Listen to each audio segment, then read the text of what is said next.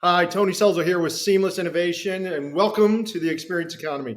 I've got one of my favorite key thought leaders, people in general, serial entrepreneur, now the CMO of Bigtincan, one of the really leading edges in sales enablement and in business transformation today, which is going to be a really good kind of lead in to what we're talking about.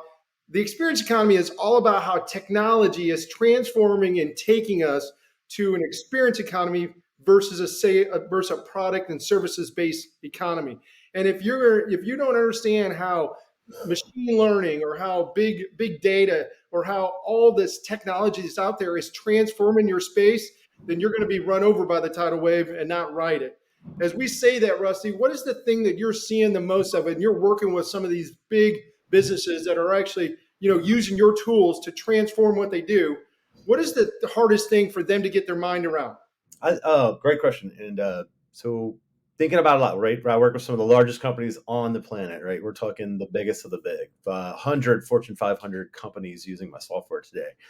So what is the hardest thing to get your head wrapped around? It is how fast machine learning takes off in a linear direction. And that sounds really geeky and sciencey, but what it means is machine learning, AI, those kind of things that you're talking about, they're going to transform the experience in the future. And I'll get to that in a second. Mhm. Um, that is a linear process, right? Machine learning is going to learn linear, and it matters how big the data set is.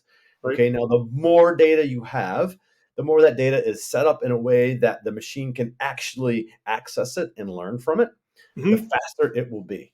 Okay, now the biggest companies in the world have already figured this out. They've hired the data scientist, right? Amazon, think about it. There's whatever millions of transactions a day, right? How much data is Amazon sitting on? Okay, Yep. their data scientists are trying to use that data to have their machines go in and find things that humans can't find. Okay, Right. to surface concepts and things that's in that data that no human brain or even connected human brains could figure out. Yep. So the biggest companies in the world are already using this to transform experience. Think about your experience at Amazon over the last 5 years, right? You started buying things on there. That was great. Then it moved to like, oh wow, this is cool. I can bring stuff to my house. It gets delivered the next day. Okay, they figured out that's what people want, right? Mhm. Their data told them, I want things delivered the next day. So that's transforming experience through data. So when I think about the way that think people are using things like sales enablement, what we do, they're collecting data on the topics and things that their salespeople are talking about with buyers. They're collecting data on how their salespeople are coaching and accepting training, who's had training, how they're doing in that training, what types of training and coaching work out and close deals, what types of content actually affects a deal, even down to the literally single slide in a PowerPoint deck. Mhm. The data is saying, here's how the sellers use that. And also, here's how the buyers are interacting with it. Yeah. Okay. So that whole data set now is coming back in and is getting big enough that companies can look at it and say, we can actually predict how a buyer is going to interact. If we know how a buyer is going to interact, we know how to train more salespeople, more subject matter experts. We know how to bring the right subject matter experts to the conversation.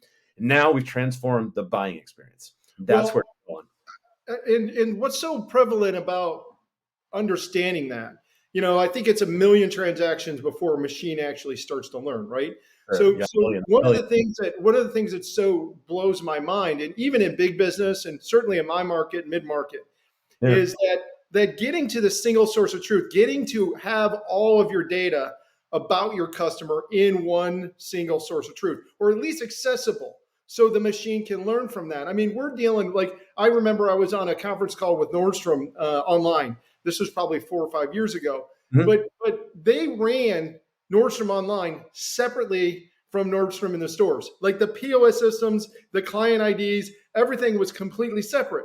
And I'm thinking to myself, all the information you have that you could create this seamless, pun intended, experience to Sure.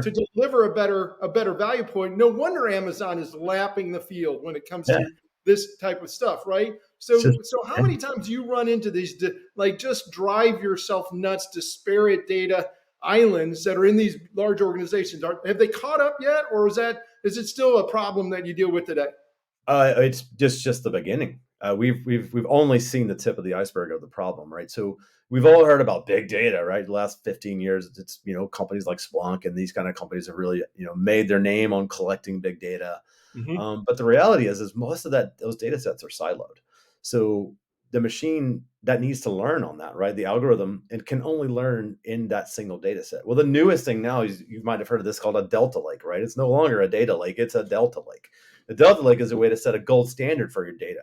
And all the data needs to be set up in the exact same way that's readable by the algorithm, right? So that's pretty interesting to think about, right? So the tip of the iceberg, right? Think about all the siloed pieces of data in any business: CRM, ERP, marketing automation, right? All Hmm. different data collection systems, all different analytics and reporting systems, right? Even if you're standardized on, let's say, Salesforce, maybe Pardot and Salesforce itself, completely different databases, right? Yeah. Yep. So, and that's a lot Also, of that they businesses. air quotes supposedly integrate are They still inter- yeah, separate. yeah. So what the software companies are racing to do, right, is bring multiple pieces of software together so that they can Mhm. collect the data in a single way that makes sense and they can work on that data, right? But of Yeah. course, just the tip of the iceberg. When you ask the question like where are the businesses today, like they've got the data scientists, they know what to do, they know what kind of information they want to get out. But now it's really adding up. How do I take big chunks of third party data, Hmm. internet, Morningstar, stock, all the things out there you could go and buy, and then marry our private data set to that to Right. create something unique. And the biggest business in the world, they already know this. But Well, are they not doing only do it? you know what I think the breakthrough companies, the companies that are really, lapping their industry, are starting to use data as an unfair competitive advantage to Absolutely. deliver that pun intended seamless experience, right? Yeah. Because that is where the breakthrough insights are that create the differentiation that make that unique experience. Now we think it's almost obvious today that we would want to order something and get it the same day, but it wasn't that obvious. I mean, we think it's obvious today that people don't like to go to the grocery store anymore and don't have to, or the liquor store, or all these things. Yeah. But there was insights to make that bet in order to spend the money that created that business model.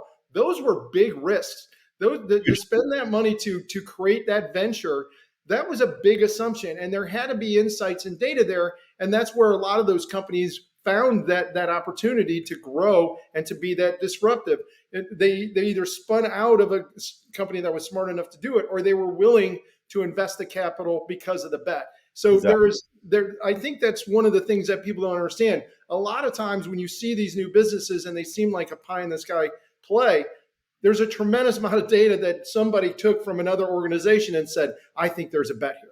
Right. Yeah, And exactly. So the way that one of the ways I've been thinking about this in layman's terms lately, and I'm using a lot in my own marketing route here at Mhm. Bigtincan, is all of this. There's lots of signals out there in the world, right? Yep. And when people are having an experience, whether that's in a restaurant, in a store, or buying a car, or buying $100,000 software packages, right? There's Mhm. all these signals out there, right? There's email signals, right? There's the stuff at the top end of the marketing funnel.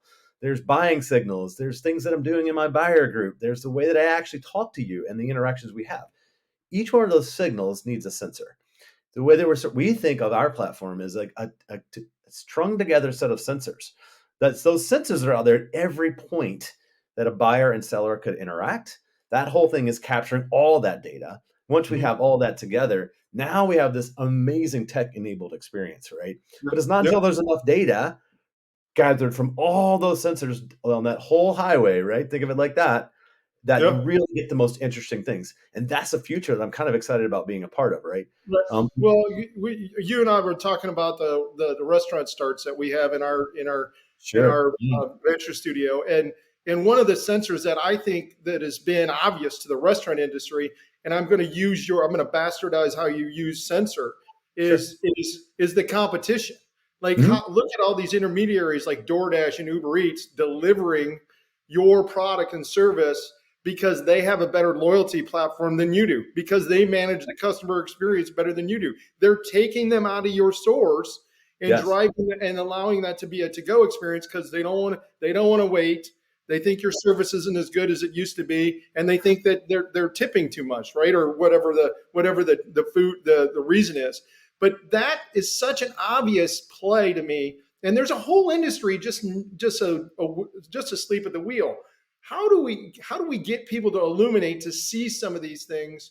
So they spend the money to put a system in like yours, where Yeah. you can actually have the sensors to understand what those breakthroughs are, and then actually build a go-to-market strategy that actually starts to take advantage of this because their data has become that asset. I think a lot of it, Tony, is coming back to old school sales. You got to de-risk this for humans, right? Mm-hmm. Everybody has fears, right? They're scared of technology. They're scared of machine learning. They think it's the Terminator. It's not, okay. But the reality is we got to help them de-risk it. And the way that you do that is you go in and you find a baseline. I believe, being my scientist self, I believe you got to find a baseline. And that baseline will tell you how we can improve on it, right? And you're going to pick one thing that we could easily go through and say, this is the baseline. If we got this amount of improvement using this type of technology and Yeah. capturing this kind of data, now we can go in. Once we showed you can fix that in X amount of time, Mm-hmm. that's when they can start to see the value of the tech, right? But if they don't see the value of that tech, because what they see is a price tag and a cost center, they're in trouble. So it's incumbent on companies like ours and consultants out there that work for your guys and everybody else who's out there talking to these companies to help them see that this world of machine learning and data is coming so fast. We've been sitting here in this. If you think about a curve, right? We've been flowing along here like this, and it is about to tip into exponential. Okay, and, Yeah. and you're seeing it already with Amazon. You're seeing it with Uber. You talked about Uber Eats there, right? I mean, a company that their data is worth more than the company Yeah. today. I guarantee you it is, right? Because they've collected so much data. So that's what we got. Well, We've well, got to help them see that. and so one of the ways that we're helping clients get there, and I'll throw this at you a different way, Yeah, sure. is part of, and we kind of talked about this. It's like it's the part of what you got to start to understand is your industry is going to get transformed by some of these opportunities, or you can Yeah, be the one that transforms that. And exactly. so when you're looking at like a bit, like I'll give you this pool company we're working with is a great example. Okay. They want to become the concierge of the backyard luxury experience. So they don't want you looking at buying chemicals. They don't want firewood, that propane tanks, bouncy houses. They want to do it all seamlessly, pun intended, right? And they Yeah, want to deliver. And so we're looking at IoT sensors that sure. are sending data back to automate delivery of a tank, of a propane tank, of firewood, of chemicals, interacting with the schedule of the service Titan. So we're coordinating that and being there at the right time. So, but part of this is like it's part of what I'm helping the client understand is we're also going to change the value of your organization. Is Uber a transportation services business or is it a tech company? I can tell you the way it's valued, right? It's valued as a tech company. And it's an Absolutely. 8-to-1 difference in being whether or not they were services, maybe even 16-to-1, right? Yeah. That is part of that end goal. Like not only that baseline, not only the baseline, give us the pilot and the problem and we'll win with you, but it's also Yeah. the top end of this is very beneficial. The Yeah. top end of this has got some great returns. Does that make sense? Does Oh, it you makes hear total the sense. Yeah, it makes total sense. Look, if you're the kind of founder who's looking to have a family business and make some money, great, do it. If you're the kind of founder who's thinking like, how do I get that valuation for my services business, right? I'm going to use that word very clearly, right? If you want to sell your business for more than times EBITDA, guess Mhm. what? You need to be turning it into a tech-enabled services business because with that technology or that data, you've now increased the value of your business. I think that's what you're saying in very plain terms, right? I can take a pool company and what they need to do is create an amazing buying experience for people who want to buy a pool with a concierge-like experience, right? Mhm. Very straightforward business concept. There's plenty of people out there who want that experience, right? The data that they collect is from those machines is going to be just as valuable or more valuable than their business, and it will Right. be additive, right? Selling your Mhm. company down the future. Look, the reality is, look, I've been a part of a company. I founded one. I sold it. The situation is this: if you're going to get times EBITDA, you are not going to be happy. I promise you. If you're going Yeah. to get times revenue, you're a happy guy. Yeah. Well, I would argue that, being a business coach in a former life, that was one of the first conversations I used to have. Hey, if Yeah, you bought a job and you're working for a crazy person and he's paying you like crap, right? Like, and that's why you're doing this, you might as well go get your job back. Yeah, because that boss is going to be better to you than you're going to be to you. But yeah, if you're going to create something that's worth the risk, so you have the outcome on the other end, which is the exit, then you've got to start thinking bigger. And I think that's that. But there's a balance between what you're saying, because I love that the power's in the pilot, right? Get the pilot project and implement and get that proof point in order to win further pilots or yeah. further De-risk, projects. man. It's all about de-risking. That's old Right? school sales right there, but it's no different, right? Yeah. Especially with people who when they approach someone like your company, right, who's thinks of things in a visionary way, right, who's saying, "Hey, we're going to transform your business." They know that they need that, right? They know that they could go out there and read stuff on the internet and get these ideas. But if Mhm. they're coming to someone like you guys, right, they're saying, "Look, we want to be transformed. I need you to tell me what's out there. I need you Yep. to see the thing that's here that I can't see." And we all have this problem in business, right? It's really hard to see the forest for the trees when you're there and you're in the trenches and you're doing it every day. And Mhm. to work with technology partners and to work with services partners that come in and say, "Have you thought about putting IoT on the back of the pool sensor?" And they're like, "No, that's when things get amazing, especially in this world because it's so fast and it's so cheap now." Yep. The internet has democratized this. It's made it insanely easy for anyone to get up there and put a podcast up and make millions of dollars. So now we're going to democratize IoT, the sensors, the signals. It's all getting faster, Well, it's easier. funny. Yeah, yeah, and what you're saying is more true than you know. One of the things that we're looking at, just for because we have several IoT initiatives in place in the Yeah, studio. But what you can actually do is we can finance the IoT initiative that the organization may have based on cost savings that it creates. So, yeah, so you're thinking about a hotelier that was trying to, is thinking about delivering smarter guest satisfaction or safety to their employees or all the above. yeah. Well, they can implement now because of the cost savings of turning lights on and off and TVs on and off from presence and motion sensors. They can Yeah. implement a full blown initiative this way, and we can finance it based on the cost savings that the energy will bring. And so now Wow. the Good. organization's just been transformed, right? So Yeah, there's yeah, even different models of how to get there to the end yeah. that to deliver that outcome. And I think that's we're going to see more of that, especially as we come into a downturn in the economy. There's going to be new business models that are going to be more performance risk based for guys like you and me. Is that do you see that too or no? I think it's 100%. I mean, so coming back to that, what you said there, right? Performance risk based services on top of tech, right? Because I Mm-hmm. think people are getting a little tired of the tech's going to fix everything idea. They've been sold this package for a long time. Let's just face it, right? I'm Yeah. just going to install this tech, and everything's going to be amazing. And Yeah. what happens is they install a bunch of expensive paperweight tech, and it's not until you put that services on top of it, right? Tech enabled services, Yep. and I think that is one of the major changes that we're seeing out there. Yeah. Is a simple concept here from Bigtincan. We have a product called BrainShark. Mm-hmm. BrainShark is an old product. It's been around for a while. We bought it a couple of years ago. Mm-hmm. Sorry, about a year ago. And the reason we still sell a ton of BrainShark is it makes it very easy for anyone in your organization to teach everyone else how to do something. Mm-hmm. It's really, really simple concept, right?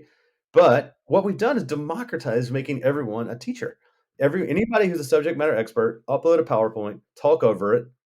Okay, now, what we're going to do on top of that is we're going to offer services, right? So these companies are now coming in. They're saying, "Hey, we're called the enablement group. We're called this group. We're called Victor Antonio sales or whatever we are. We're going to come in and help you drive with services on top of that technology transformation in your business." Mm-hmm. So I think this making things simple with services and de-risking it has to go that way, right? Because that's the promise of technology, but only with the services on top of it and machine learning now do I Yep. think we're going to actually see that promised land that we thought we were sold, or we believe we are being sold when we bought software back in the day just to fix problems, right? You hit one of our core values, and it speaks so much to what you just said, and it goes back to it's keeping the promise, right? So, and some of this started, from the standpoint of most people buy SaaS Yeah, because they believe that's going to make their lives better, their business better. They're going to do something faster, cheaper, quicker, right? Or more efficiently. And a lot of times the promise is not kept. Yeah. And what then happens is now someone's tech stack has been proliferated, and they've got like when we started with that pool company, they had 26 systems of record Wow. and 3 systems of engagement. And it was a 6-month conversation to convince them that moving to a more holistic enterprise system was actually going to be cheaper than more expensive, because they just looked at the license costs. But Of course. then they didn't incur all the costs of what we were replacing, right? Or how it was going to make their systems better. But my point is how that what you just said is so important. It's like there's a lot of SaaS out there, but how many of them are actually keeping the promise? If you don't deliver the services on top of that, you better have the ecosystem to do it, right? You better be a Salesforce that built an entire platform that Yeah. allows consultants like me to help optimize their platform and get the most out of it. How much is that do you see in corporate America? Is it still as bad as it's been, like that just general keeping the promise with SaaS-based businesses?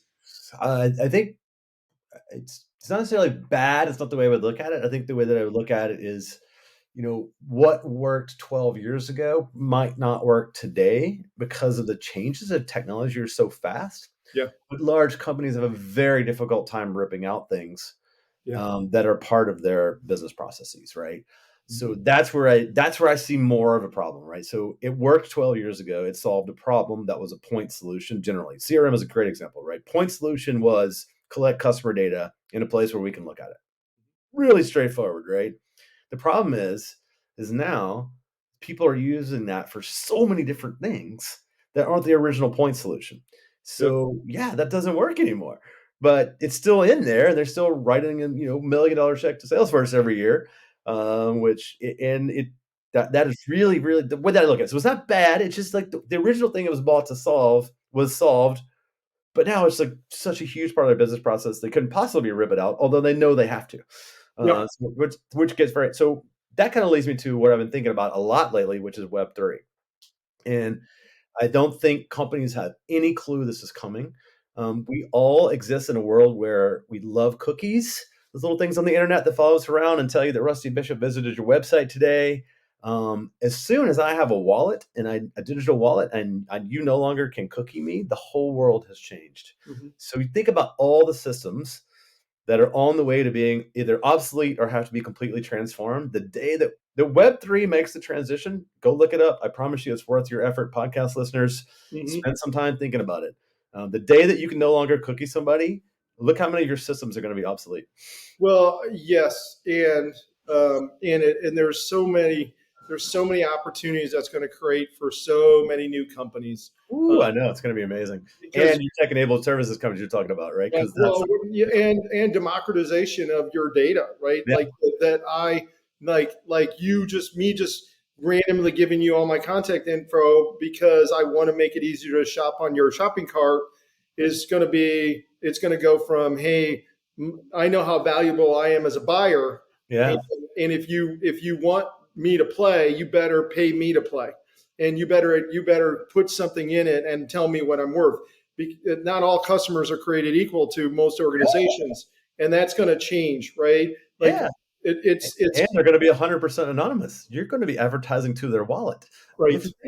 This is coming really fast. Like this is Yes. not. I'm not talking about science fiction here. This is happening today. Well, I mean, I just read an article, and a buddy of mine went to work for a company that's doing the Bitcoin mining, Hmm. and they went from 0 to 800 million in 18 months. Wow. There you go. Like that's the type of growth we're talking about, right? Yeah. We're talking about, and I know that's not 100% on what we're talking about, but that is Web3, right? And that is what we're seeing. And as you've seen a lot of the coins drop in value, we heard a lot of the negative. Oh, it's been overrated. Da da da da. Yeah. I think it's just created a tremendous amount of opportunity, right? So a lot of the guys in the know are doubling down. But there are the businesses that are going to be created next out of that are just mind blowing. What I'm seeing as an interim between that, I'd love you to comment to this, is I'm seeing a lot of businesses that are coming up that what I call thin clouds. So Okay. they're able to layer on top of a lot of disparate data points and deliver a thin cloud with some insights and some analytics to create that uniform single source piece of truth. Have Yeah. you seen that too? Is that as much? That might just be in mid market? Is that also happening in the big in Fortune 100? I'm not familiar with their thin clouds. I do like the concept, though. I completely get it. Yes, absolutely, yeah. So I think what we're seeing, is a move to speed, right? So we have these giant data sets. We have our own proprietary data sets. Let's say you're a large corporation, right? You've collected for years and years and years and years and years, right? So how do I get something that can now take data that's being collected in modern systems and get a very quick, dirty result back, Yeah. right? Something that kind of gives me a glimpse of what's out there Yep. before I go spend whatever millions of dollars to go buy whatever thing to machine learn on top of it, right? So Right. it's not middleware. A thin cloud is a great word for it. It's a really interesting idea, which is like, can I get enough insights to know that this is the right direction to go in? Yeah. Yeah, you know, it is. You think about it, maybe even if you maybe it's just my price proclivity of thinking how expensive it is, whether it's a dupe or even Power BI or some of these tools that are out there that already offer this. You know, even though their licenses are really expensive, proportionally to a billion-dollar, multi-billion-dollar company, it's not that expensive. It No. is a thin cloud, right? And maybe that's what what I've been trying to do is identify it for the mid market. Yeah. It's something that's helped me help sell the seamless kind of opportunity and the experience kind of economy of where we're going. But there's some bridge tech to get there, right? And we Yeah. call it middleware, but I think there's some initial opportunities for people to follow a Salesforce, follow a Dynamics, and pick up the dead bodies by offering them those bridge ways to get there, right? Well, I think this is the beautiful thing about the world that we find ourselves in now, is things that used to be only available to the largest companies or the richest people in the world are now available to individuals.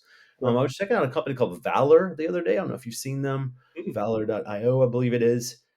They've gone through and figured out how to make these things like charitable trust, which were only available to nine-figure people, available to normal people in ways to save on taxes and into ways to use these kind of things. And that has really brought it down to the masses, right? Mm-hmm. Where you or I could go in and let's say we had an event like we sold our company, right? In Mm-hmm. the same year, using something like Valor, you can take all that money tax free. Mm-hmm. So that is where I think the advantage is going to come back to the small business owner, to the medium business owner who's going to take this tech and things like thin clouds. It's a great concept. It's the same idea. Like things that are only available to the rich of the rich are now available to you. And I think that's where it's going to get super fun. Yeah, yeah.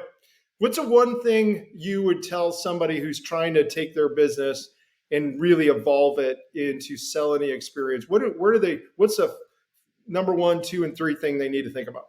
You gotta put there's only one thing you need to think about: your customer's experience.